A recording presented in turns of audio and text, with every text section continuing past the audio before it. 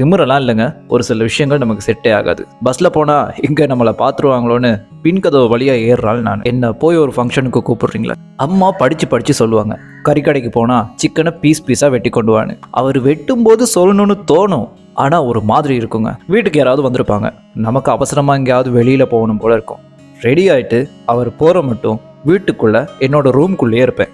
முடியாத பட்சத்தில் ஓகேன்னு சொன்ன ஒரு ட்ரிப்பு கேன்சல் ஆகும்போது தாங்க சந்தோஷமா இருக்கும். அப்படியே ரோட்டில் போகும்போது யாராவது தெரிஞ்சவங்க எதுக்க வந்தாங்கன்னா தூரத்துல இருந்தே பார்த்துட்டேன்னு வைங்க, தெரிஞ்சும் தெரியாத மாதிரி நடக்கிறது தான் அதிகமே. வாட்ஸ்அப்பில் ஹாய்னு ஒரு மெசேஜ் அனுப்புறதுக்கு ஒரு மாதிரி இருக்கும். வாய் திறக்கிறதெல்லாம் இல்லை, தலையாட்டியே சமாளிக்கிறது. சண்டை போடும்போது வெளியிலே பேசிட்டு வந்திருக்கலாம், ஐயோ. ஆனால் அதை மனசில் வச்சுக்கிட்டு வீட்டுக்கு வந்து எனக்குள்ளேயே நான் அதை பேசிப்பேன். மறுநாள் காலையில் மீட்டிங்கில் பேசணும்னா எனக்கு முத நாள்ல இருந்து தூக்கமே வராது. இந்த குரூப் ஃபோட்டோலலாம் எங்கேயாவது ஒரு மூலையில் தான் இருப்பேன்.